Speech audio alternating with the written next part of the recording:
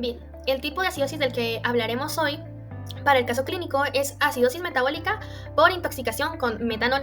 Bien, el metanol es un tipo de alcohol utilizado en la industria química como solvente, combustible o anticongelante de vehículos. Es una sustancia sumamente inflamable y tóxica, por lo que no es apto para el consumo humano. Ustedes se estarán preguntando cómo entra el metanol a nuestro organismo si es tan tóxico y solo se utiliza en la industria química. Bien, resulta que el metanol se diluye fácilmente con el etanol, el alcohol que conocemos comúnmente para todas las bebidas alcohólicas. Bien, el metanol es, comparado con el etanol, mucho más barato, por lo que muchos fabricantes adulteran ilegalmente las bebidas alcohólicas para reducir sus costos de producción, mezclando metanol y etanol, haciéndolo pasar únicamente por etanol. Gracias a que se diluyen fácilmente, esto es muy difícil de notar y fácilmente de esconder, por lo que muchas personas obviamente no saben realmente lo que están consumiendo y terminan en una intoxicación muy grave. Una vez ingerido el metanol, ya previamente determinado que es a través de las bebidas alcohólicas, este entra y se absorbe a través del tracto gastrointestinal, llegando a nuestro torrente sanguíneo rápidamente. Una vez en el cuerpo, el metanol es metabolizado por el hígado gracias a la enzima alcohol deshidrogenasa. Esta reacción produce formaldehído, una sustancia altamente reactiva y tóxica, la cual daña ADN, proteínas y membranas celulares. El formaldehído recorre toda la ruta del metanol y es rápidamente metabolizado por otra enzima llamada aldehído deshidrogenasa, convirtiéndola en ácido fórmico que posteriormente se transforma en anión disociado formiato. El formiato es un ácido fuerte en el contexto biológico, por lo que su acumulación trae consecuencias muy serias a niveles fisiológicos. Al ser un ácido fuerte, su acumulación disminuye el pH sanguíneo, ya que el formiato libera un exceso de protones de hidrógeno. Esto es lo que causa la acidosis metabólica. Además, el cuerpo no puede eliminarlo eficientemente, sobre todo si el metabolismo hepático se encuentra dañado o saturado. Además de la acidosis metabólica, encontramos otra consecuencia significativa, la cual es la inhibición de la cadena respiratoria mitocondrial. El formiato inhibe el citocromo C oxidasa, la enzima esencial del complejo 4 de la cadena de transporte de electrones. Esto reduce la producción de ATP y causa daño celular, sobre todo en tejidos sensibles como el de la retina o del sistema nervioso central.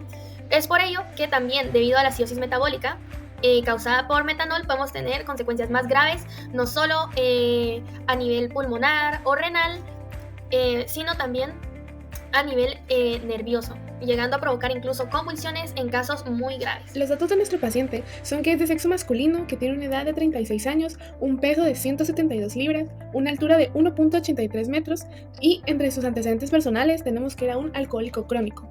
Los motivos de la consulta fueron que el paciente se presentó en el servicio de urgencias por un malestar general de 24 horas de evolución, en el cual presentaba un dolor abdominal, vómitos y diarrea.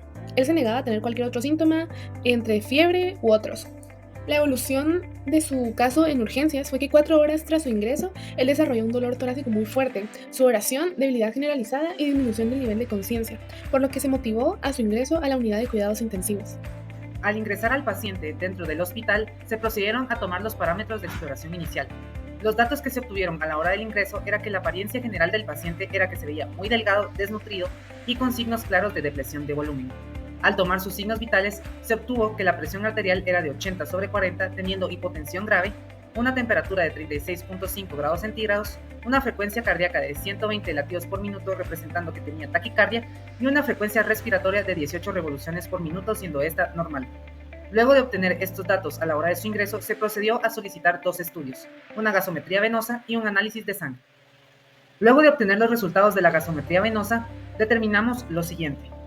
El nivel de pH en la sangre del paciente era de 6.98, representando que tenía una acidosis grave.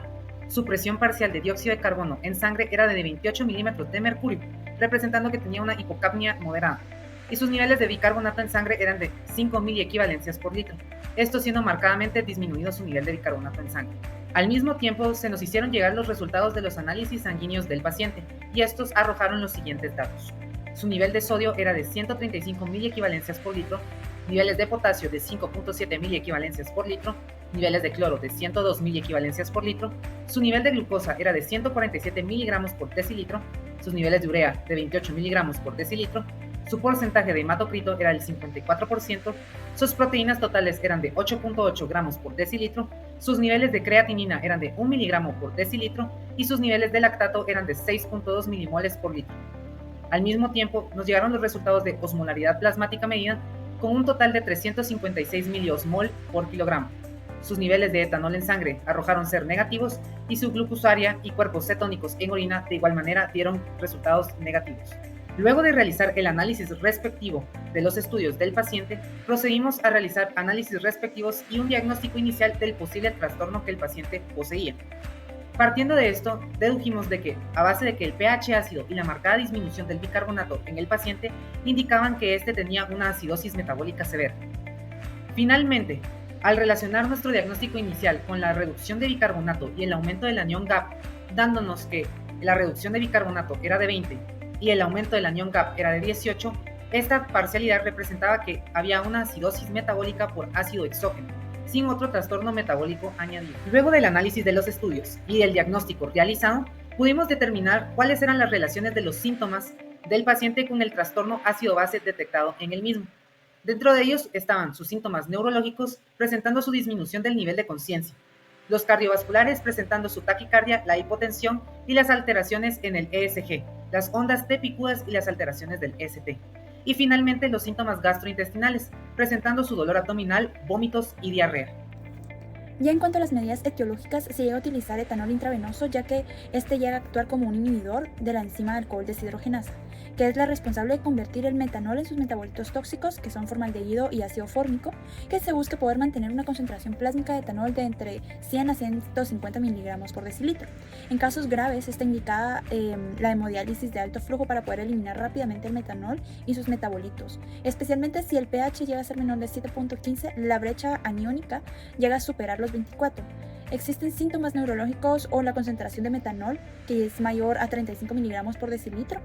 En estos casos se llega a intervenir, se llega a hacer una intervención que es oportuna y adecuada, ya que puede ser decisiva para salvar la vida del paciente. Ya en cuanto a las medidas etiológicas, se llega a utilizar etanol intravenoso, ya que este llega a actuar como un inhibidor de la enzima de alcohol deshidrogenasa, que es la responsable de convertir el metanol en sus metabolitos tóxicos, que son formaldehído y ácido fórmico, que se busca poder mantener una concentración plásmica de etanol de entre 100 a 150 miligramos por decilitro. En casos graves está indicada la hemodiálisis de alto flujo para poder eliminar rápidamente el metanol y sus metabolitos, especialmente si el pH llega a ser menor de 7.15, la brecha aniónica llega a superar los 24. Existen síntomas neurológicos o la concentración de metanol que es mayor a 35 miligramos por decilitro.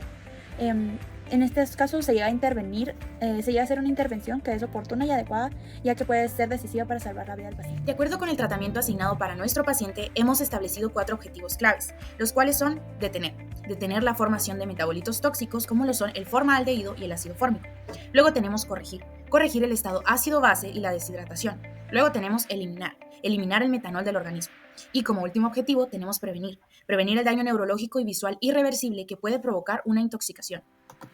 Para el tratamiento de nuestro paciente hemos establecido 2 líneas principales, las cuales son el etanol intravenoso y el bicarbonato de sodio intravenoso. Parte crucial del funcionamiento de un tratamiento asignado a un paciente es el correcto cálculo de las dosis que se le van a administrar. Para ello iremos de acuerdo a cada medicamento, siendo el primero el etanol intravenoso. Para ello necesitaremos una dosis de carga de bolus inicial, la cual será nuestra primera línea de tratamiento, de 600 a 800 miligramos por kilogramo intravenoso, de etanol al 10%, ya sea en solución salina o dextrosa. Esto debe ser administrado durante los primeros 30 a 60 minutos. Realizando los cálculos de acuerdo al peso de nuestro paciente, se obtiene que debemos administrarle 546 mililitros de etanol al 10% mediante vía intravenosa durante los primeros 30 a 60 minutos.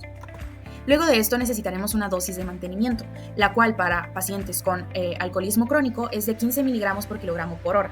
Realizando los cálculos de acuerdo al peso de nuestro paciente, se obtiene que debe administrársele 11.7 mililitros por hora de etanol al 10% mediante vía intravenosa.